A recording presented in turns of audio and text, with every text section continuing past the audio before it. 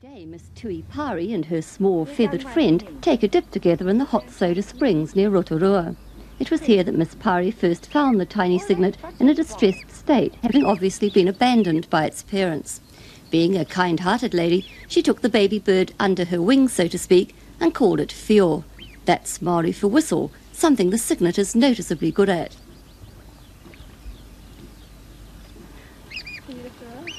In fact, whio's trained Miss Pari to come flying whenever she whistles, or so it seems.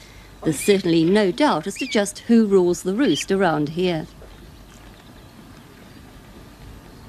The little swan won't let her new mum out of her sight, which could pose problems for Miss Pari when whio loses her baby feathers and turns into Big Bird.